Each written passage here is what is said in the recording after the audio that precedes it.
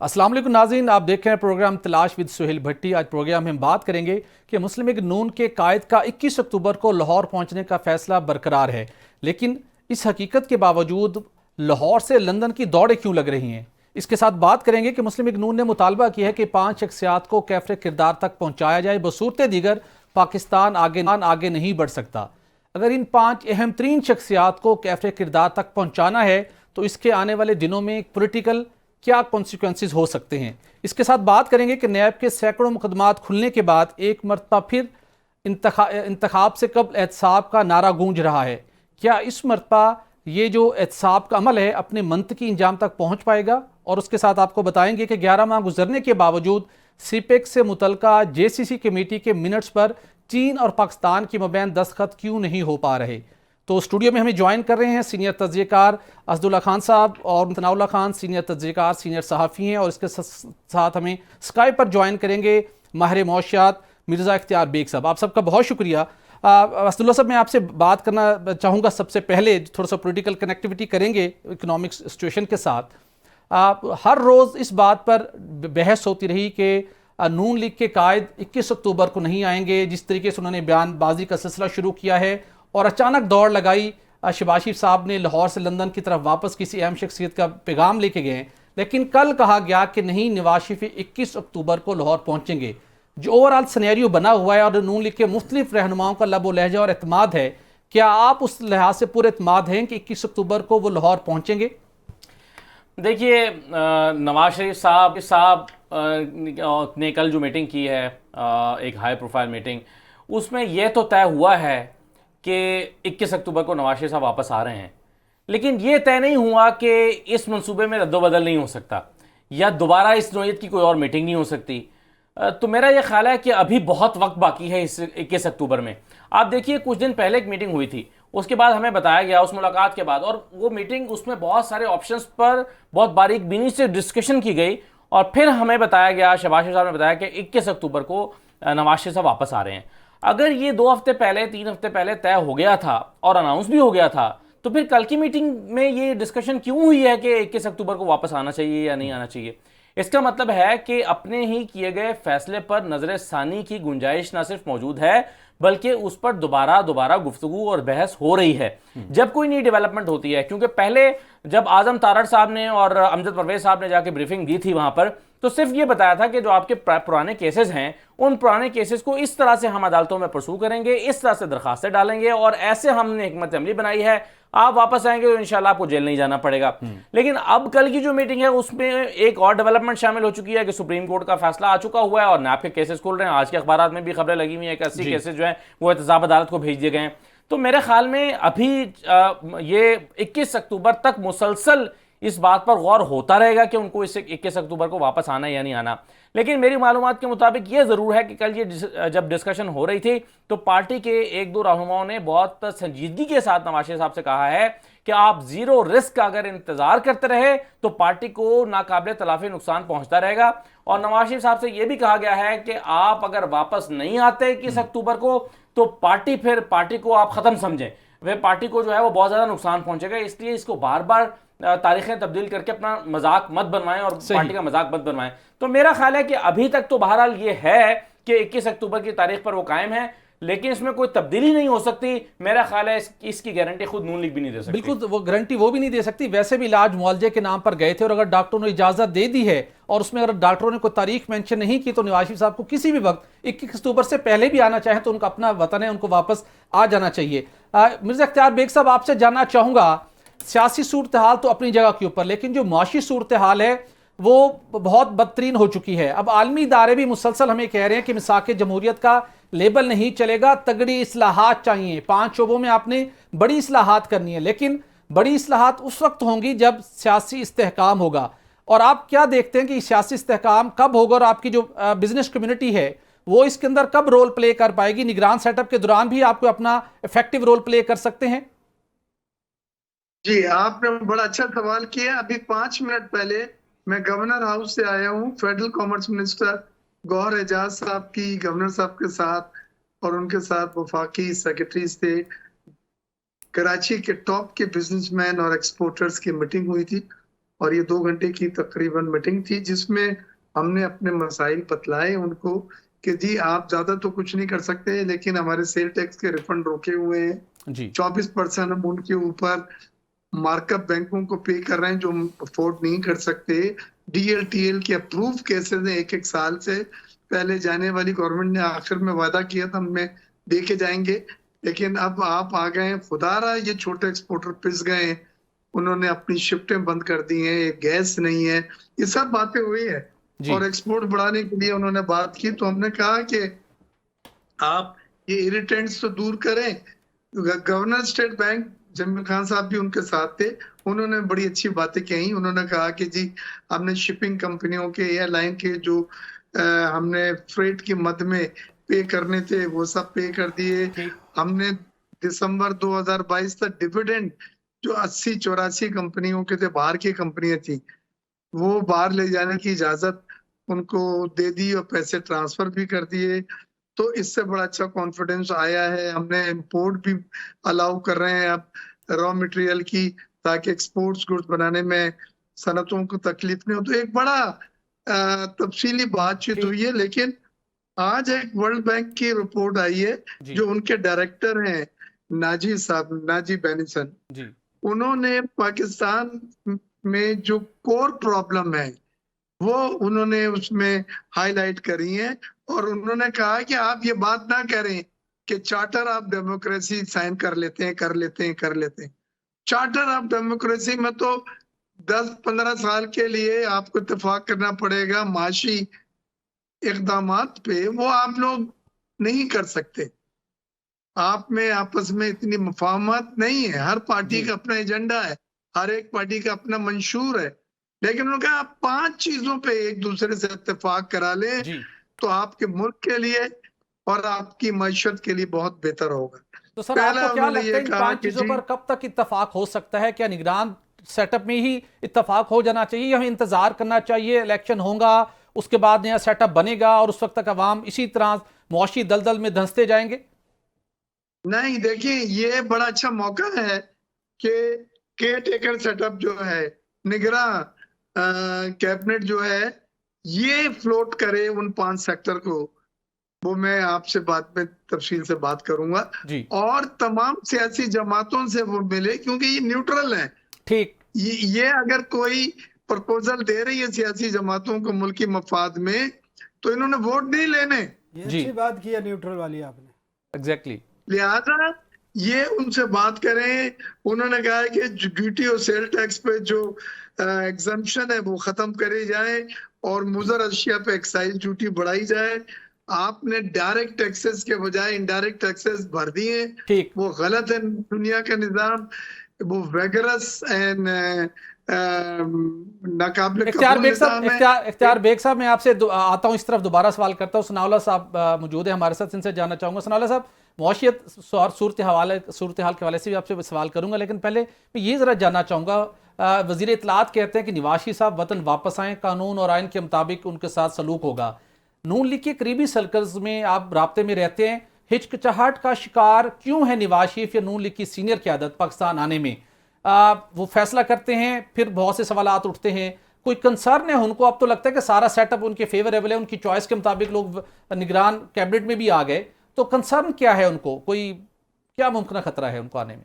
सोहेल, कोई कंसर्न नहीं है। आप अगर देखें उनकी सियासत का महवर, तो आप देखें वो जिन लोगों के ख़िलाफ़ कार्रवाई का कहते हैं उन्हीं को वो एक्सटेंशन देते हैं, उन्हीं से वो ख़ुद कहते हैं कि मैंने उनको बाहर भिजवाया। और 2019 से वो राब्ते में थे। जी जनरल बाजवा की बात कर रहा हूँ। तो आज वो कहते हैं कि इन लोगों को आपने सबक सिखाना है। वो कहते हैं उन्हें कैफे तो किरदार तक पहुंचाएं। पहले सोहेल साहब, इनको अपना जो है माइंड साफ करना पड़ेगा, खुल के बात करनी पड़ेगी और ये मुनाफिकत छोड़नी पड़ेगी। अगर आपने इस मुल्क में सियासत करनी है, और लोगों को ये बेवकूफ़ नहीं बना सकते, ना तजियाकारों को, ना मीडिया को, ना आवाम को बेवकूफ़ नहीं बना सकते। तो उसके लिए आपको बड़ा क्लियर होना पड़ेगा। ये दोहरी जो पॉलिसी है ये अब नहीं चलेगी। लोग अब समझ चुके हैं, अवाम। और इमरान खान के आने के बाद आपने देख लिया उन्होंने नौजवानों को और लोगों को किस तरह इकट्ठा किया है। लेकिन तो सनाउल्लाह साहब, जुबैर साहब कहते हैं कि हमारी ये डील थी, हमने एक स्ट्रेटजी के तहत डील की, हमने कुछ करना था, हम एक वक्त में सारे महाज अपने लिए नहीं खोल सकते थे, एक हिकमत अमली के तहत हमने उनको तस्दीक दिलवाई, ये हमने डील किया और उसके अगेंस्ट हमें पॉलिटिकल बेनिफिट मिला। तो अभी भी डील का इंतज़ार किया जा रहा है। ये जो 21 तारीख की बता रहे हैं कि 21 को उन्होंने आना है, तो ये अगर कोई इसमें इबाम है तो उसमें भी डील ही हो रही है। अभी भी कुछ मजीद वो इन्होंने हासिल करना बाकी है से नहीं तो मौजूदा एस्टेब्लिशमेंट से डीलें हो रही होंगी। कल आप खुर्शीद शाह का एक इंटरव्यू सुने, उसमें बहुत सारी बातें आपको क्लियर होंगी, जिसमें उन्होंने कहा है कि इस वक्त जो काकड़ साहब हैं वो बराए नाम वज़ीर आज़म है। उन्होंने कहा आहद चीमा असल वज़ीर आज़म है। तो आप देखें दूसरी बड़ी जो जमात है इस मुल्क की वो क्या कह रही है, और उनको भी समझ आ रहा है कि सनाउल्लाह साहब, आप बहुत बड़ी बात कर रहे हैं। यहाँ तो पहले फवाद फात की बात की गई थी, लेकिन आप कह रहे हैं कि आहद चीमा भी उसी लेवल पर जाकर परफॉर्म कर रहे हैं। जी जी, अब वो मैं नहीं कह रहा, ये खुर्शीद शाह साहब कह रहे हैं, और बड़े सीनियर पॉलिटिशियन हैं, पीपल्स पार्टी के सीनियर सियासी बयान है, ये हकीकत में भी कुछ ऐसा ही है। नहीं, वो तो खैर वो बता सकते हैं, लेकिन ये तो हकीकत है कि इस वक्त जो निगरान सेटअप है उसमें जो लोग हैं वो नून लीग की एक जमात का हिस्सा तो नहीं है, लेकिन उनका एक पार्ट एंड पार्सल रहे हैं, उनके साथ रहे हैं और बड़े तवील अरसे तक रहे हैं। फवाद हसन फवाद ने तो कह दिया कि मैं 11 साल बलूचिस्तान में भी रहा हूँ, तो मुझे उनके साथ भी नथी कर दें। लेकिन ये हकीकत है, सारी दुनिया को पता है, फवाद हसन फवाद साहब सिर्फ प्रिंसिपल सेक्रेटरी नहीं थे नवाज शरीफ के, या उनके साथ उनके और भी काफ़ी रिलेशन थे।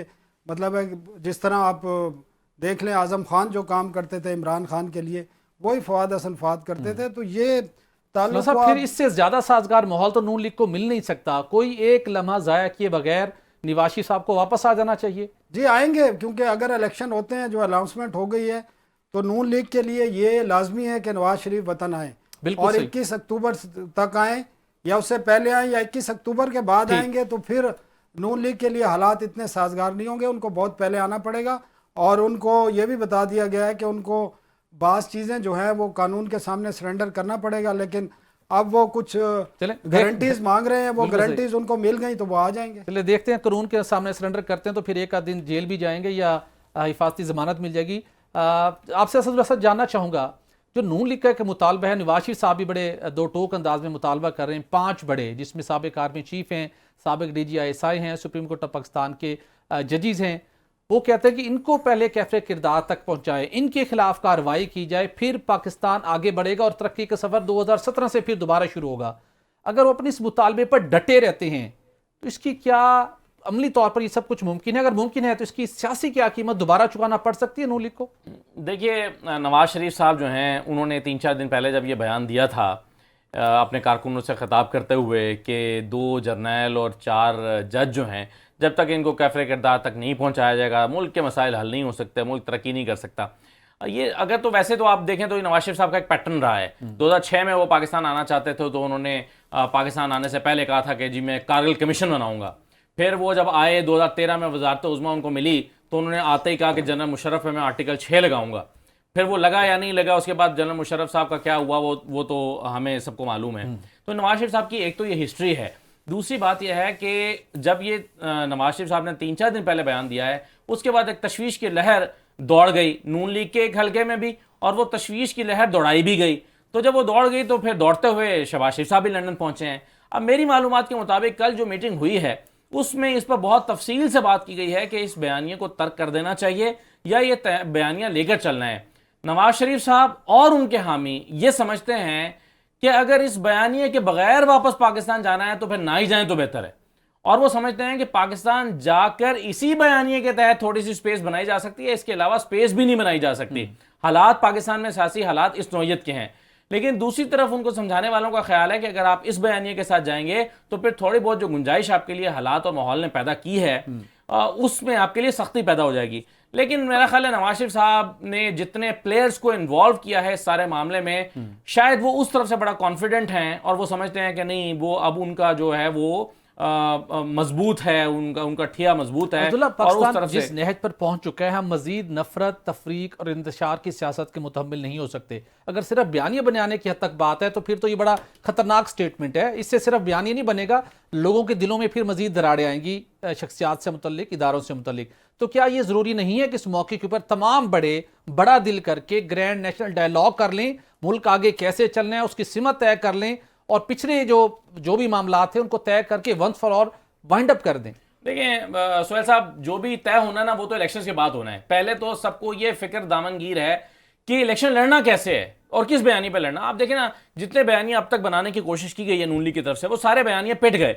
2017 से जी पाकिस्तान को खुशहाली, वहीं 2017 से शुरू करेंगे। पहली बात तो यह है कि 2017 में जो खुशहाली थी वो क्या खुशहाली थी कि आप पीपल्स पार्टी की दी हुई एक्सपोर्ट्स जो हैं वो 25 अरब डॉलर से उठाकर 21 अरब डॉलर पे या 22 अरब डॉलर पे छोड़ के जा रहे थे। ये क्या खुशहाली थी कि जब आप जा रहे थे तो जाते हुए आपने कहा था कि पीटीआई की हुकूमत को फौरन आईएमएफ के पास जाना चाहिए, वरना जो है वो बड़ा मसला हो जाएगा। और जब पीटीआई ने देर की तो उन्होंने कहा कि ये इन्होंने बड़ा मशरक़ के साथ जुल्म किया, फौरन आईएमएफ के पास नहीं गई। वो क्या खुशहाली थी? पहले तो ये बयानियां ठीक नहीं है। दूसरी बात यह है कि अगर ये बयानियां लेकर आपने चलना भी है तो इसमें से आप कैसे निकाल देंगे शाहिद खाकान अब्बासी साहब का वो साल 1.5 साल, ये 16 महीने पिछले कैसे निकाल देंगे उसमें से? और अगर आपने उस तरक्की का वो सफर शुरू करना जो 2017 में था तो फाइनेंस मिनिस्टर के जरिए करना ना, वही फाइनेंस मिनिस्टर तब थे, वही अभी 16 महीने वही रहे हैं। तो कौन सा ऐसा फार्मूला है जो आपने दिया नहीं अपने भाई को? बिल्कुल ठीक है। बस उनका तो ये इनका इसरार है कि 2017 में रुपया तगड़ा था, डॉलर के मुकाबले में पेट्रोलियम मसनूआत सस्ती थी, तवानाई समेत इंफ्रास्ट्रक्चर के बड़े मंसूबे हो रहे थे, फॉरेन डायरेक्ट इन्वेस्टमेंट आ रही थी। एनी हो, ये अब अवाम ही तय करेंगे 2024 में। आपसे जानना चाहूंगा सर इख्तियार बेग साहब, एक्सपोर्टर का सर पाकिस्तान की मौशियत के अंदर बड़ा इंपॉर्टेंट रोल है। अभी आपने वजीर तिजारत की बात की, वो खुद आजकल एक दावा कर रहे हैं कि हम पाकिस्तानी एक्सपोर्ट्स को हम 50 से 80 अरब डॉलर तक ले जा सकते हैं।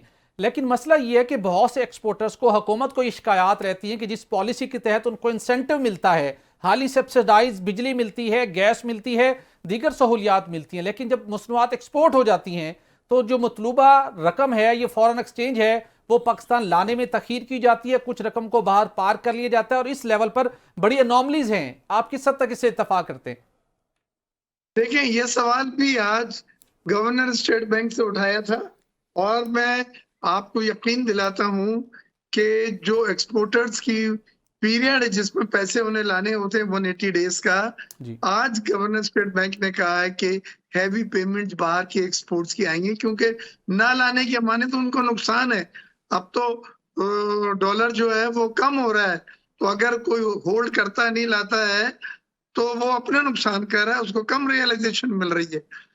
दूसरी चीज जो है कि एक्सपोर्ट में हमारी टेक्सटाइल की 16-17 बिलियन डॉलर की एक्सपोर्ट है, आईटी की और चावल वगैरह की। उसके बाद जो इतनी दुनिया को हम एक्सपोर्ट करते हैं वो सिर्फ 5 बिलियन डॉलर की है। तो आज गौर एजाज ने ये कहा है कि मैंने टारगेट रखा है कि इंशाल्लाह आइंदा 10 सालों में आप 100 बिलियन डॉलर की एक्सपोर्ट कर सकें, और उसमें उन्होंने सेक्टर भी आइडेंटिफाई करें।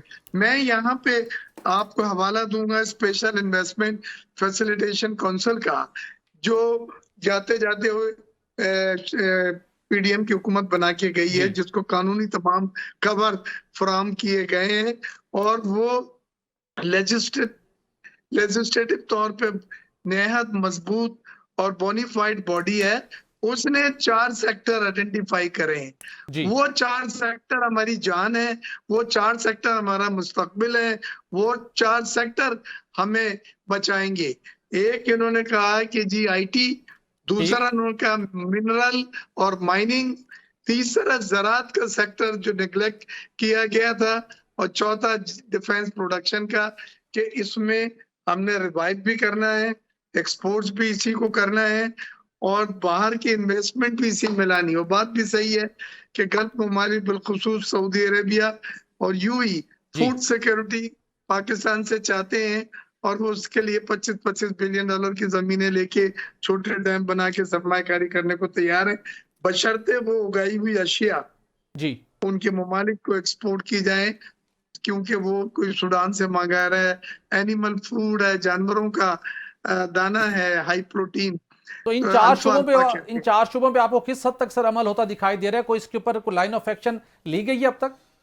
देखें, ये सिविल मिलिट्री अस्करी क़यादत और केयरटेकर गवर्नमेंट मिलके इस पे काम कर रही है, और इसमें जो लोग हैं वो सिविल मिलिट्री क़यादत के स्टेक होल्डर हैं, और हाईएस्ट लेवल पे मेजर जनरल, ब्रिगेडियर, आपके जनरल आसिम मुनीर साहब, उन्होंने already green Pakistan initiative launch कर दिया है। उन्होंने ऑलरेडी मिनरल समिट के 1 तारीख को इनेकाद किया था, जिसमें सऊदी अरब और बहुत से ममालिक के जी। लोग मिनरल में सरमायाकारी के लिए आए थे। तो ये रिकोडेक के साथ की जमीनों को भी ये ऑफर कर रहे हैं दुनिया को। तो ऑलरेडी आखिरी चीज ये है कि जी। ये जो वर्ल्ड बैंक की रिपोर्ट है, उन्होंने बड़ा वाज़ेह कह दिया है कि आप लॉस मेकिंग ऑर्गेनाइजेशन को खत्म करें या उसकी निचकारी करें। और आपने ये देखा कि निचकारी के नए वजीर भी बनाए गए हैं और नई उसकी कमेटी भी बनाई गई है निचकारी की। उसमें वो तमाम इदारे, जिसमें रेलवे है, जिसमें स्टील मिल है, जिसमें वापडा है ठीक। और जिसमें पीआईए है, ये तरजीही बुनियाद बिल्कुल के ठीक है। ऊपर इख्तियार बेग साहब, आप लास्ट क्वेश्चन आपसे करना चाहूँगा। आर्मी चीफ कराची आए, उन्होंने फैसला किया, उसके बाद डॉलर की ज़ख़ीरा अंदोज़ी हो या स्मगलिंग हो, चीनी हो, फर्टिलाइज़र हो, क्रैक डाउन स्टार्ट हुआ, इन तमाम कमोडिटीज़ की कीमतें नीचे आना शुरू हो गई। आप वैसे भी अक्सर आप राब्ते में रहते हैं, तो जो हमारे यहाँ इकनॉमिक रिफॉर्म्स होनी हैं, ये जो बड़े डिसीजन होने हैं, अब उसके अंदर SIFC का भी बड़ा कलीदी किरदार है। क्या आप समझते हैं कि आर्मी चीफ को इसी तरीके के साथ बाकी SIFC के थ्रू इकोनॉमिक पॉलिसीज की इंप्लीमेंटेशन में, फॉरेन डायरेक्ट इन्वेस्टमेंट में और बाकी जगहों के ऊपर बड़े स्टेप्स को या पॉलिसीज डिसीजन को इंप्लीमेंट करवाने के लिए कोई अपना किरदार अदा करना चाहिए, जैसा उन्हें माजी करीब में किया और बाकी चीज़ों में भी करते हैं, तो कोई रिजल्ट बेहतर हो सकते हैं? देखिए, आपका बहुत अच्छा सवाल है। हमारे पास SIF फैसिलिटेशन काउंसिल जो है जी। इसके एफिट में आप तमाम रुकावटें दूर कर सकते हैं सरमायाकारी के रास्ते में जो हाइल है। आपने देखा कि सऊदी अरब की जो अरामको की और पाकिस्तानी ऑयल कंपनियों के साथ ऑयल रिफाइनरी की डील थी जो अभी साइन हुई है जी।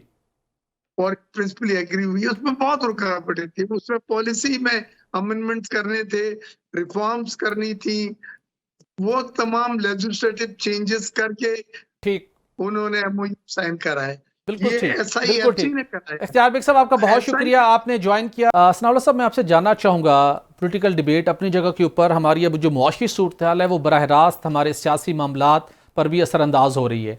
सियासी जमातें भी इस हवाले से परेशान है, लेकिन अवाम को सिर्फ दिलासों से मुतमिन करने की कोशिश की जा रही है।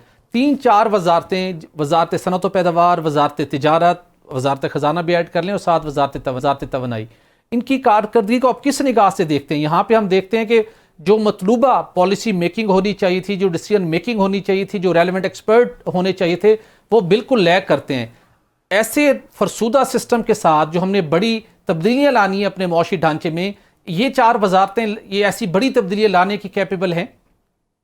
वेल, बड़ी इंटरेस्टिंग आपने बात की है।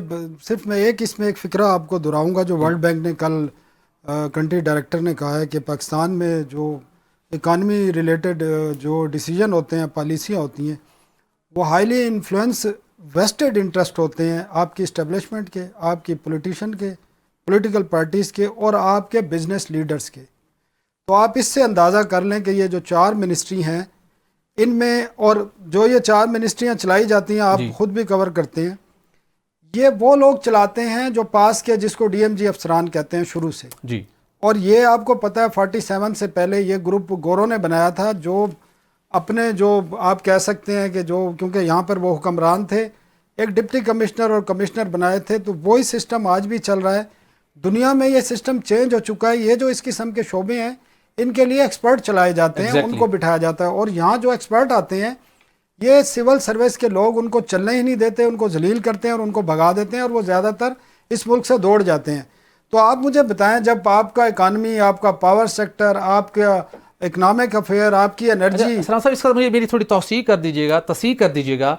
इन 4 वजारतों में जो आपने बताया कि जो PS यानी कि DMG के अफसरान को अपॉइंट किया जाता है, जो भी जमात बरसे इक़्तिदार हो, उसके इंतहाई मंजूर नज़र, इंतहाई काबिल एतमाद ही DMG या PS के अफसरान को इन 4 वजारतों में लगाया जाता है। क्या ये दुरुस्त है?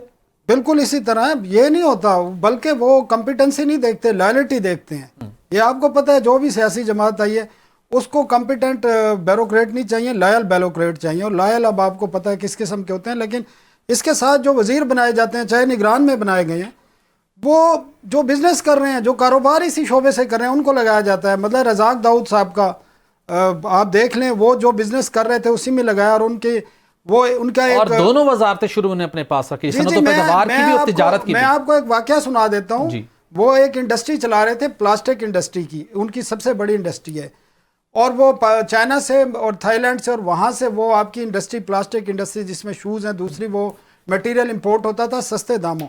इन्होंने 3 एंटी डंपिंग ड्यूटी उन पे लगा दी, और उनकी जो अपना मटेरियल था वो 3 साल की एडवांस बुकिंग पे उन्होंने बेचा, वो एडवांस पेमेंट ली 3 साल बाद। तो इस किस्म के काम होते रहे हैं। अभी भी एप्टमा के चेयरमैन है गौहर एजाज साहब को इस शोबे में लाया गया है, और सबको पता है गौहर एजाज साहब एप्टमा के आल इन आल हैं, और किस तरीके से वो काम करते रहे हैं वो आप भी जानते हैं, मैं भी जानता हूँ, लोग भी जानते हैं। और ये जो वर्ल्ड बैंक की रिपोर्ट में जो बात की है कि बिजनेस लीडर इन्फ्लुएंस करते हैं, वेस्टर्न इंटरेस्ट होते हैं, उनकी मर्जी के मुताबिक पॉलिसियाँ बनती हैं, ये बिल्कुल बात ठीक है। और वर्ल्ड बैंक ने वैसे ही नहीं कही कि ये मतलब हवा में कोई बात कह दी है, इसका रिकॉर्ड है बाकायदा, पॉलिसियाँ वो देखते हैं, डिसीजन देखते हैं, उनकी इम्प्लीमेंटेशन देखते हैं। इतना बड़ा मुल्क है, 24 करोड़ का मुल्क है, ज़री मुल्क है, और आप अंदाज़ा करें कि आपकी जो एक्सपोर्ट है वो जिस तरह बता रहे थे भाई हमारे के पीपल्स पार्टी के दौर में 2013 में $25 बिलियन तक ले गए, और फिर आप देख लें आज हम वहीं के वहीं खड़े हैं। और हमारा जो मसाइल हैं उसका हल यही है कि हमारी एक्सपोर्ट बढ़े जी। अगर हमारी इंपोर्ट 50-60 बिलियन डॉलर है तो हमारी एक्सपोर्ट उससे डबल होनी चाहिए, तो ये मुल्क सर्वाइव कर सकता है। आखिरी बात मैं आपको कह दूं SIFC पे, क्योंकि इख्तियार बेग साहब बात कर गए थे। SIFC बनाने का मतलब ये है कि आप लोग नाकाम हो चुके हैं, बिल्कुल आप अपनी एक्सपोर्ट नहीं बढ़ा चुके। अब UAE के, सऊदी अरब के, इन ममालिक के लोग आएंगे, वो आपकी यहाँ पे प्रोडक्शन करेंगे, वो अपने मुल्कों को एक्सपोर्ट करेंगे, तो आप क्या करेंगे? आप जो 20 सालों से इंसेंटिव ले रहे हैं इंडस्ट्री के लिए, एग्रीकल्चर में, तो जब तक ये चीज़ आपको पाकिस्तानियत आपके अंदर आनी चाहिए जी। आपको बिल गेट हमारे लिए खड़ा, बिल गेट हमारे लिए, मैं लास्ट बात कर रहा हूँ, बिल गेट बैठ के हमारे पैसे देता है पोलियो के खात्मे के लिए। आज इस मुल्क में इन्फ्लेशन 27% है, लोग भूख से मर रहे हैं। आपका इतना बड़ा सरमायादार बिजनेसमैन कहाँ निकला है आज बताएं? बिल्कुल ठीक, कोई भी नहीं निकला। 1 माह से ज़्यादा अरसा हो गया है जब निगरान काबीना का पहला इजलास हुआ था, उसमें सेक्रेटरी कैबिनेट ने तमाम कैबिनेट अरकान से कहा था कि आप लोग अपना एफिडेविट जमा कराएं, अंडरटेकिंग दें कि आपका किसी जगह के ऊपर कॉन्फ्लिक्ट ऑफ इंटरेस्ट तो नहीं है।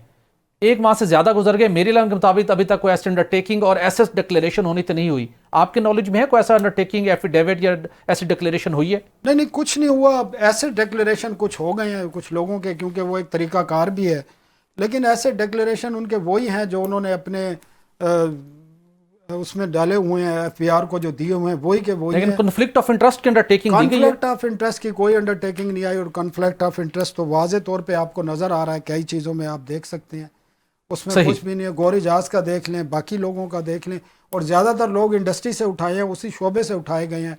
अगर हेल्थ के देखें, बाकी शोबों का देखें, तो सब के सब वही लोग हैं जो उन शोबों से ताल्लुक़ रखते हैं। बिल्कुल ठीक। असदुल्ला साहब, आपसे जानना चाहूँगा, अब जिस नहज पे हम पहुँच चुके हैं, हमें सियासत के अंदर भी अखलाकियात की अशद ज़रूरत हम फील करते हैं, मोरल वैल्यूज़ हमें रिक्वायर्ड है, वहाँ पर भी हम मुआशरत के अंदर भी हमें मोरल वैल्यू की ज़रूरत है। जैसे अभी सनाउल्लाह साहब ने एग्जाम्पल दी, 4 वजारतें हैं, वहाँ पर हम ब्यूरोक्रेट्स की अपॉइंटमेंट करनी हो, बरसर इक़्तिदार जमात अपने कॉम्पिटेंट नहीं, अपने वफादार ब्यूरोक्रेट्स को अपॉइंट करती है।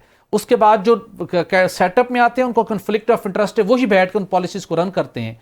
तो फिर कैसी तब्दीली आ पाएगी? किसी न किसी को तो फैसला करना होगा कि बहुत हो गया, अब हमें एटलीस्ट प्रोफेशनली और मोरल वैल्यूज़ को मद्देनजर रखे हुए अमूर मुमलिकत को चलाने की ज़रूरत है। नहीं, अभी आप एक अंडरटेकिंग की बात कर रहे थे कॉन्फ्लिक्ट ऑफ इंटरेस्ट के हवाले से कि क्या किसी ने अंडरटेकिंग दी है। उस अंडरटेकिंग में वो क्या कहेगा? वो कहेगा कि मैं कॉन्फ्लिक्ट ऑफ इंटरेस्ट यानी मैं अपने ज़ाती कारोबार का तहफ़्फ़ुज़ नहीं दूंगा। तो असल में अगर जो हल्फ उठाया हुआ है हमारे मिनिस्टर्स ने या ब्यूरोक्रेट्स ने, तो अगर किसी ने हल्फ उठाया हुआ है और वो हल्फ उसका कुछ नहीं बिगाड़ सकता, तो फिर अंडरटेकिंग क्या बिगाड़ सकती है? तो ये फॉर्मेलिटीज़ जो हैं वो तो मेरा नहीं ख्याल के कोई असर डाल सकती हैं, जब तक कि आपने हल्फ उठाया हुआ है, हम हल्फ उठा के और मुल्क को तबाह करते हैं, तो उसके बाद ये अंडरटेकिंग जो है ये तो महज फॉर्मेलिटी है। कोई दे भी दे तो वो क्या है, रहमान फारिस का शेर मुझे याद आ रहा है कि उसने कहा कि अहद वफा से किस लिए खाइफ हो मेरी जान, कर लो कि तुमने अहद निभाना तो है नहीं, तो अहद करने में हर्जी क्या है, तो अंडरटेकिंग देने में हर्जी क्या है, तो दे दें। लेकिन कॉन्फ्लिक्ट ऑफ इंटरेस्ट हमारे यहाँ अनफॉर्चुनेटली मसला यही रहा है। आप 1992 में हमारे यहाँ मोटरवे बनती है, उधर फ्लैट्स बन जाते हैं। और आप नदीम बाबर का जिक्र शायद करना भूल गए हैं, या अभी जिन लोगों का आप नाम ले रहे थे उसमें एक नाम उनको भी शामिल कर लीजिए। बिल्कुल ऐसे। तो हमारे यहाँ तो अनफॉर्चुनेटली आवे का आवा बिगड़ा हुआ है। जिन लोगों ने पॉलिसीज बनानी है, पॉलिसीज उनके मफादात के तहफ़्फ़ुज़ के लिए बनती हैं। कोई आप देखें, लोगों का भी बिलीव इस तरह का हो गया, लोग समझते हैं कि अगर ट्रैफिक पुलिस हेलमेट की पाबंदी करा रही है ना, तो जरूर किसी ने हेलमेट का ठेका पकड़ लिया, किसी मिनिस्टर ने। तो ये इसलिए लोगों के जहनों में ये बातें आ गई हैं क्योंकि हमारे यहाँ होता ही ये रहा है, पॉलिसीज उसके मुताबिक बनती रही हैं। आपने अगर पैसे बाहर भिजवाने हैं तो आप एक कानून बनाएंगे, आप कहेंगे ठीक है यहाँ पर जी फॉरेन करेंसी अकाउंट खोल सकते हैं, उसकी कोई पूछ पड़ताल नहीं हो सकती। 1992 में ऐसे ही कानून आया था ना, आप मेरे ज़हन से उसका कानून का नाम निकल गया। तो इस तरह की चीज़ें अनफॉर्चुनेटली होती रही हैं। अब अगेन क्या चाहिए हमें? एक डंडा चाहिए, फिर इस कौम को एक डंडा चाहिए। 20 साल के लिए, 40 साल के लिए एक डंडा चाहिए, वो डंडा चलेगा। लेकिन अनफॉर्चुनेटली हमारे यहाँ डंडा जो है वो भी ईमानदारी के साथ चला होता तो कुछ ना कुछ निकल चुका होता। सर, आपसे जानना चाहूँगा, आलमी बैंक ने भी मुतालबा कर दिया और अब मुख्तलिफ एक्सपर्ट्स कह रहे हैं कि जीएसटी की जो एग्जेम्पशन पेट्रोलियम मसनूआत के ऊपर है वो अब खत्म हो, उसके ऊपर जीएसटी इम्पोज करें। जो 17% है इस वक्त 0 है। क्या 1 अक्टूबर से कोई खदशा ऐसा है? डॉलर की कदर में तो कमी हुई है, अब रिलीफ मिलना चाहिए, और अब जीएसटी बढ़ाने की या जीएसटी नाफिज करने की बात हो रही है जो इस वक्त 0 है। कोई वजारत खजाना से कोई ऐसी खबर आ रही है कि 1 अक्टूबर से अब पेट्रोलियम लेवी तो बढ़ चुकी कि अब जीएसटी बढ़ा देंगे? जी सुहेल, बिल्कुल होगा ये, क्योंकि एक कुशन मौजूद आ रहा है आगे। कुशन इसलिए आ रहा है कि अब डॉलर की जो वैल्यू है इंटर बैंक में, जो रेट है वो कम हो गया है। मेरे ख्याल में गुज़श्ता 1 माह के दौरान अगर देखा जाए तो 30-32 रुपए की फ़र्क आया है। तो ये एक तो अगर इतना फ़र्क आता है और आगे वो फिर पेट्रोलियम में प्राइसेस में उसको पास ऑन करना पड़ता है, तो फिर ये जीएसटी मरहलावार इनको लगाना पड़ेगा, क्योंकि ये सिर्फ वर्ल्ड बैंक का नहीं है। वर्ल्ड बैंक की डिमांड, इनके आवाम को मुकम्मल रिलीफ नहीं मिलेगा। नहीं, वो तो किसी चीज़ में भी आपने देख लेना, निगरान सेटअप ने कौन सा, इन्होंने इलेक्शन में जाना है, इन्होंने डिसीजन सारे इंप्लीमेंट करने हैं जो आपके आईएमएफ से बाउंड हैं, ये वर्ल्ड बैंक से बाउंड नहीं है। बिल्कुल सही, बिल्कुल ठीक। सनाउल्लाह साहब, आपका बहुत शुक्रिया। अब्दुल्ला खान, आपका बहुत शुक्रिया। निगरान वज़ीर-ए-आज़म भी अमरीका कहते हैं कि इलेक्शन से कब हम चाहते हैं कि गैर मुल्की सरमायाकारी भी लेके आएँ ताकि नई हुकूमत अपने मंशूर के मुताबिक मामलात को आगे बढ़ा सके, और इलेक्शन से पहले हम निजकारी भी करना चाहते हैं। तो बड़े मनसूबों पर वो भी कामयाब हैं, देखते हैं किस हद तक कामयाब होते हैं। नाज़रीन, महंगाई की नई लहर ने आवाम का जीना महाल कर दिया है। बेरोज़गारी की शरह हो, महंगाई की शरह हो, या ख़त गुर्बत से नीचे जाने वाले पाकिस्तानियों की तादाद हो, हर जो आदाद शुमार हैं उसमें मुसलसल इजाफा हो रहा है। हालिया रिपोर्ट के मुताबिक 1.25 करोड़ मज़ीद पाकिस्तानी ख़त गुर्बत से नीचे चले गए हैं, जिनकी मजमूई तादाद 95 करोड़ से तजावुज़ कर गई है। इसके साथ साथ बेरोज़गारी की शरह भी दुगनी हो गई है।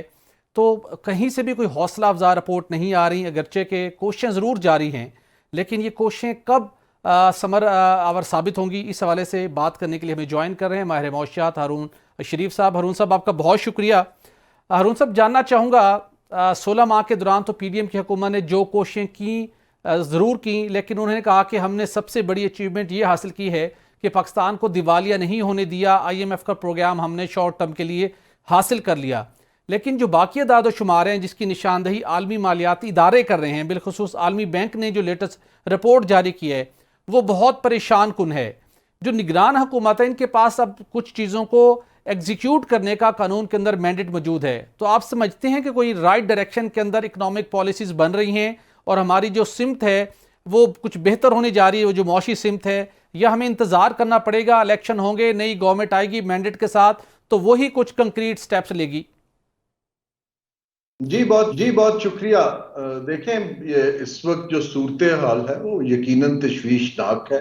पाकिस्तान पिछले 2 साल से एक कंसिस्टेंटली रिसेशन जिसे हम कहते हैं उसकी फेज में है। ये जो आप बातें बता रहे हैं, इन्फ्लेशन हाई है, शरह सूद हाई है, जॉब लॉसेस हो रहे हैं, ये सब तब आते हैं जब कोई भी मुल्क 2 साल में या 1 साल से उसकी शरह ग्रोथ जो है मईशत की वो बहुत कम रहे। तो पाकिस्तान की 1% ना होने के बराबर है।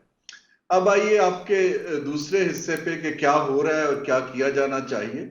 एक तो ये है कि जो आलमी बैंक की रिपोर्ट है वो अच्छी बात है, लेकिन ये नई बात नहीं है उसमें, और क्योंकि वर्ल्ड बैंक कह रहा है तो हमारा मीडिया उसको पिक कर लेता है। ये बहुत ज्यादा इंटरनली, मैं खुद कहता रहा हूं, हमारे थिंक टैंक्स ने भी कहा है, हमारे इश्यूज जो हैं बहुत अच्छी तरह रिफॉर्म्स के हाईलाइटेड हैं। जी जो हम एक्शन लेते हैं अभी तक वो दो तरह के होते हैं। एक है कि ये जो बीमारी है इसकी रेमेडी पॉलिसी चेंज के थ्रू की जाए। बिल्कुल सही। तो जहां तक पॉलिसी चेंज का ताल्लुक है कि ऐसी पॉलिसी बनाई जाए कि पायदार तरक्की की तरफ, इकोनॉमिक ग्रोथ की तरफ मुल्क 3 से 5 साल में चले, वो अभी तक लैकिंग है। जी दूसरी पॉलिसी शिफ्ट ये होती है कि अभी तक कुछ ऐसी पॉलिसीज हैं जो अशराफिया के लिए बनी हैं, उनको ही हेल्प करती हैं और वो ट्रिकल डाउन नहीं करती, जो आपने नंबर दिया है 40% पॉपुलेशन का। तो पॉलिसी शिफ्ट तो नहीं हो रही है।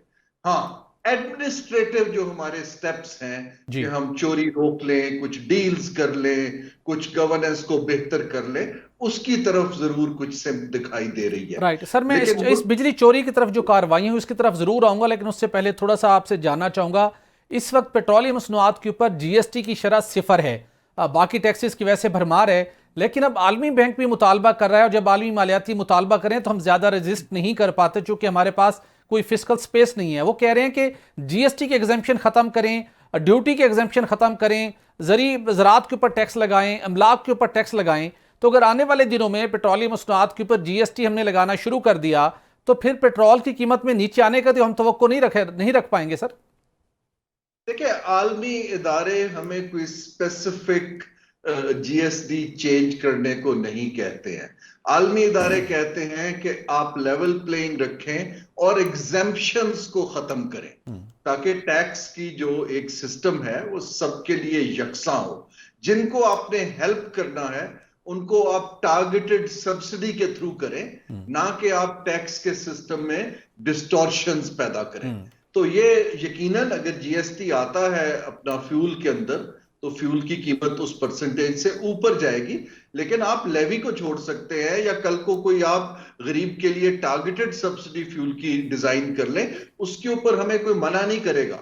लेकिन सवाल ये पैदा होता है कि उस सब्सिडी का पैसा कहां से आएगा। देखिए ना जी, आप कर्ज लेके तो सब्सिडी का पैसा नहीं ले सकते, उसके लिए हुकूमत के पास कोई चारा नहीं है कि अपने वेस्टफुल इखराजात को कम करे और वो जो तबका पिस रहा है उसकी तरफ अभी शिफ्ट करे और एक पॉलिसी शिफ्ट करे। ये जो मईशत का ढांचा है, और ये मैं बड़ी एक जरूरी बात रिपीट कर रहा हूं, जो करंट ढांचा है मईशत का वो 240 मिलियन के मुल्क को उनके लिए डिग्निफाइड इकोनॉमिक अपॉर्चुनिटी क्रिएट नहीं कर सकता। बिल्कुल दुरुस्त कहा आपने। जब तक ढांचा नहीं बदलेंगे, और उसके लिए बड़ी तगड़ी इस्लाहात की जरूरत है। तगड़ी इस्लाहात की जरूरत है, यही मालियाती इदारे भी कह रहे हैं, और तगड़ी इस्लाहात करने को कोई तैयार नहीं दिखाता। जब भी तगड़ी इस्लाहात की कोशिश की जाती है तो वो पिक एंड चूज करके जो उस वक्त की हुकूमत को सूट करता है उसको इंप्लीमेंट किया जाता है। चलें, आप देखेंगे ये तगड़ी इस्लाहात कब शुरू होंगी। लेकिन सर, इस वक्त जो वजीर तिजारत हैं उन्होंने मुख्तलिफ ब्रीफिंग्स के अंदर बड़े दादोशुमार दिए कि पाकिस्तान की एक्सपोर्ट्स को वो मरहलावार 50 से 80 अरब डॉलर तक ले जा सकते हैं और ये पोटेंशियल है। इस वक्त आपको लगता है कि हमने एक्सपोर्ट को बढ़ाने के लिए जो निगरान सेटअप बना हुआ है वो कोई ऐसे पॉलिसी डिसीजन उन्होंने लिए हैं या लेने की तैयारी कर रहे हैं जिससे करंट फिस्कल ईयर के अंदर हमारी जो एक्सपोर्ट है वो बढ़ पाए? आप किस निगाह से देख रहे हैं? जी, पहली चीज तो ये है कि निगरान सेटअप को लॉन्ग टर्म प्रोमिसेस पब्लिक से नहीं करने चाहिए क्योंकि सेटअप की लाइफ बड़ी लिमिटेड होती है। दूसरी चीज ये है कि निगरान सेटअप को चाहिए कि उनके ऊपर टेक्निकली सियासी क्योंकि प्रेशर कम है, वो कोई एक्सपर्ट्स को बुलाएं और ये जो आप बात कर रहे हैं फ्यूचर की एक्सपोर्ट कंपेटिटिवनेस की एक पॉलिसी की एक पेपर लिखें डिबेट के लिए और कुछ तजावीज बना के अगली हुकूमत के लिए छोड़ जाएं ताकि एक सिम्त बन सके। बिल्कुल सही। इससे ज्यादा हमें निगरान सेटअप से ना एक्सपेक्ट करना चाहिए, सही। ना उन्हें एनकरेज करना चाहिए, क्योंकि कंटिन्यूटी तो तब आएगी जब कोई मीडियम टर्म सेटअप इसको आगे लेकर चलेगा। लेकिन क्योंकि सरकार की ब्यूरोक्रेसी में कैपेबिलिटी नहीं है, निगरान वजीर साहब को चाहिए कि वर्ल्ड क्लास 5-6 एक्सपर्ट्स को बुलाएं और देखें कि बाकी ममालिक ने एक्सपोर्ट्स की कंपेटिटिवनेस कैसे की है और एग्जेम्पशंस और जो आपकी पेटनेज है और प्रोटेक्शन है उसको खत्म करें और पाकिस्तान के जिन सेक्टर्स के अंदर हमारा कंपैरेटिव एडवांटेज है फाइनेंसिंग उस तरफ डाइवर्ट करें ताकि दुनिया को नजर आए कि आईटी के अंदर मार्जिन्स हैं, ज़राअत वैल्यू एडिशन में मार्जिन्स हैं, जो पुराने सेक्टर्स जो चल रहे हैं हुकूमत की प्रोटेक्शन पर, दिस इज टाइम कि अब हम वहां से हाथ खींच बिल्कुल ठीक, बड़ी अच्छी तजवीज़ है आपकी। इसके साथ साथ जानना चाहूंगा, आपने बात की तगड़ी इस्लाहात की। पावर सेक्टर के अंदर इस वक्त अशा ज़रूरत है कोई 1 घंटा ये 1 मिनट ज़ाया किए बगैर हम तगड़ी इस्लाहात का आगाज़ करें। लेकिन बदकिस्मती के साथ जो इस्लाहात का आगाज़ हमें दिखाई दे रहा है गुज़श्ता 1 माह से कि बिजली चोरों के खिलाफ हम क्रैक डाउन कर रहे हैं, बड़ी अच्छी बात है, वो बिजली की तकसीमकार कंपनियों की और कानून नाफिज करने वाले इदारों की बुनियादी जिम्मेदारी है। लेकिन उसके साथ पैरेलल जहां पर इस्लाहात की ज़रूरत है, एडवांस मीटरिंग इंफ्रास्ट्रक्चर कोई तवज्जो नहीं है, पैदावारी लागत कम करने के लिए कोई तवज्जो नहीं है, ट्रांसमिशन का फरसूदा निज़ाम तवज्जो देने को तैयार नहीं है, डिस्ट्रीब्यूशन का बसीदा निज़ाम तवज्जो देने को तैयार नहीं है। क्या वजह है कि बिजली चोरों के ऊपर हम प्रेजेंटेशंस बना रहे हैं, ट्वीट्स कर रहे हैं, और बाकी 4-5 जो अहम तगड़ी इस्लाहात जिनको आपने इशारा दिया उस तरफ हम क्यों जाते हुए दिखाई नहीं दे रहे?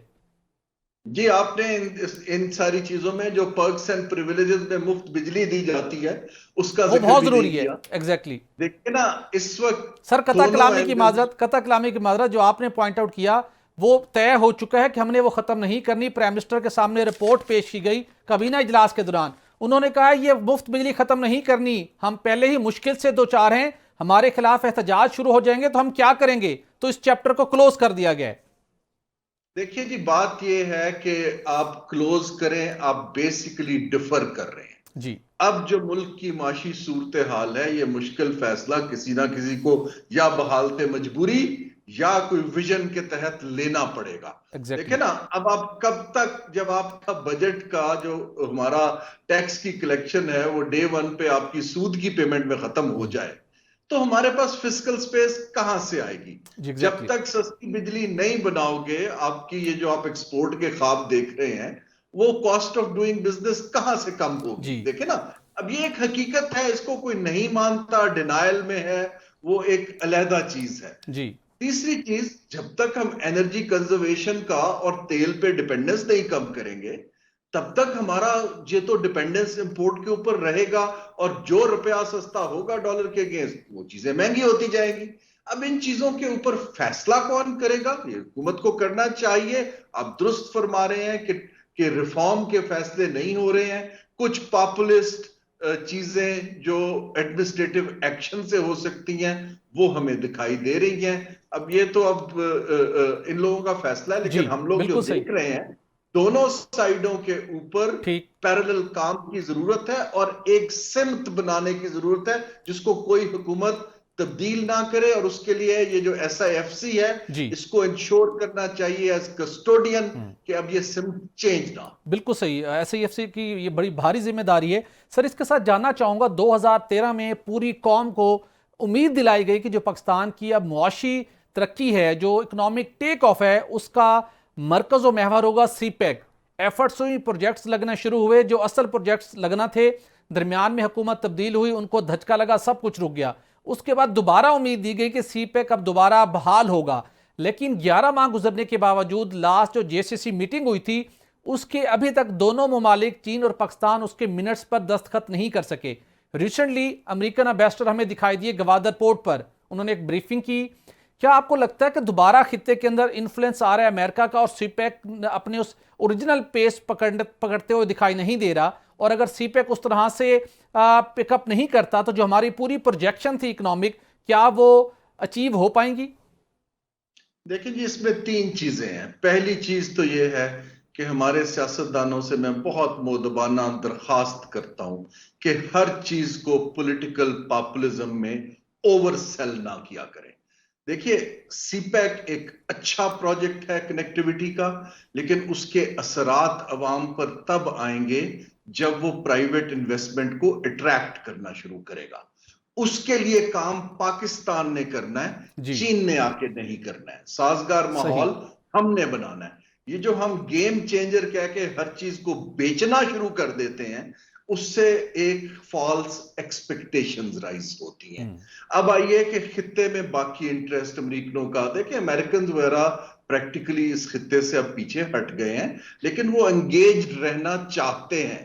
चीन के इस वक्त ग्रोथ के कुछ अपने इंटरनल मसाइल हैं, लेकिन हमें इस वक्त समझना यह है कि मल्टीपल प्लेयर्स के साथ कैसे एक वैल्यू प्रोपोजिशन इकोनॉमिक की बनाएं सही। कि हमारे पास मल्टीपल इंटरेस्ट्स आए, लेकिन ये पॉलिसियां बनाना, मेहनत करना हमारा काम है। कोई बाहर से आके डेफिनेटली, इकोनॉमिक ग्रोथ नहीं चला देगा। बिल्कुल ऐसा ये है। समझना बहुत जरूरी है। बड़ा बड़ा वैलिड आपको पॉइंट है सर। आखिरी सवाल, मुख्तसर जवाब चाहूंगा आपसे।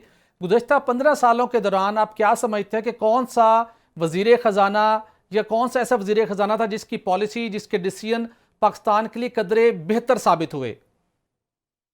ये नाम लेना मुश्किल है। देखिए हमारे या पास टेनोर मेंशन कर पैचेस आए सकते हैं? हैं जी, पैचेस आए हैं, लेकिन जैसे कुछ लोगों ने सिंसियरली सच बोलने की कोशिश की है, और रिसेंटली मिफ्ता इस्माइल ने भी सच बोलने की कोशिश की है।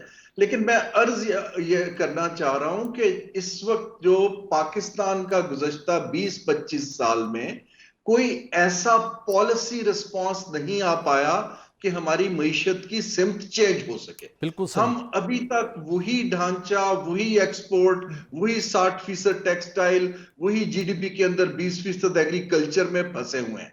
हमें जहां पर मार्जिन्स दिखाई दे रहे हैं, जी। अनफॉर्चुनेटली हमारी जो वजारतें हैं इंडस्ट्री की और सनत की, वो इतनी कमजोर हैं कि वो तो एक पॉलिसी बनाने के काबिल ही नहीं रही। जी आईएमएफ प्रोग्राम्स की वजह से मिनिस्ट्री ऑफ फाइनेंस तगड़ी हो गई जी। क्योंकि वो पैसा आता है, प्लानिंग का फंक्शन और पॉलिसी कमजोर हो गया।